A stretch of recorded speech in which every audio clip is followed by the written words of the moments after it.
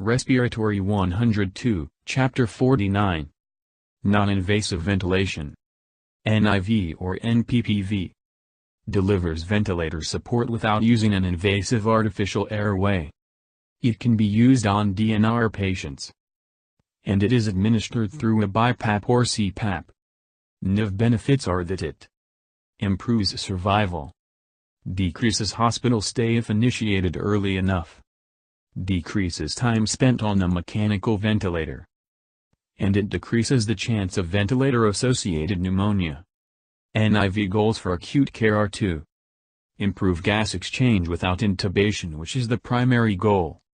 Avoid intubation if applied early enough. Increase mortality if applied early enough. Decrease the amount of time spent on a ventilator. Decrease the patient's hospital stay. Decrease the chance of ventilator pneumonia.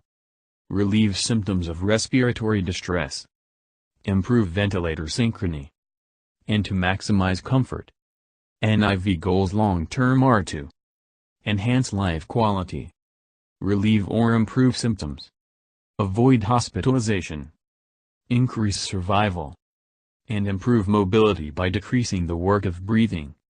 NIV acute indications include hypercapnic respiratory failure due to high CO2 and a low pH, exacerbation of COPD, asthma attacks, hypoxemic respiratory failure, cardiogenic pulmonary edema, and postoperative respiratory failure. NIV acute indications continued. End-of-life care and palliative care. Prevent reintubation.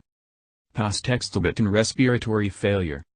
Facilitation of extubation, especially with COPD patients. This is done by adjusting pressure settings in order to wean the patient off the vent. And pneumonia. NIV chronic indications include nocturnal hypoventilation, seen in obstructive sleep apnea, restrictive thoracic disease, ALS, which is a neuromuscular disease, and COPD. The criteria for NIV in which the patient needs to have at least two of these are use of accessory muscles, paradoxical breathing, respiratory rate more than 25, moderate to severe dyspnea, respiratory acidosis, and APF ratio of less than 200. NIV contraindications are apnea. The patient is unable to protect their airway, in which case they have a high risk of aspiration or difficulty swallowing. Unable to clear or excessive secretions, in which case there may be impaction or aspiration of secretions. Facial trauma, because they would have to wear the tight mask. And if the patient is uncooperative, in which case they might still end up using the NIV. Patient interfaces include the full face mask, which is the most common, the nasal mask, which is usually for chronic or home care patients, and nasal pillows commonly used with a CPAP at night. BiPAP, or the bilevel positive airway pressure, is mainly used for ventilation and O2 issues. It has two pressure levels, the IPAP and EPAP. The IPAP is for O2 support and the EPAP is for ventilation. IPAP minus EPAP equals pressure support. Two modes of the BiPAP are spontaneous and spontaneous/timed.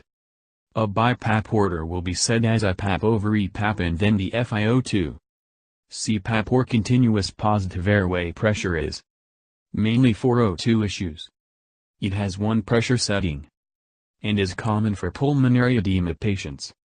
A CPAP order will be set as one number, which is the pressure plus and then the FiO2. AVPS mode auto-adapts the pressure to patient needs.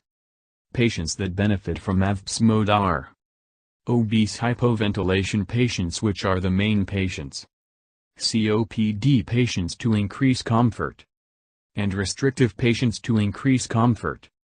An AVPS order will include tidal volume, maximum and minimum pressure, PEEP, O2, and the rise time. AVPS mode benefits include an easier titration process, the ability to follow disease progression, improvement of ventilator efficacy and comfort, and an increase of safety with an average set tidal volume.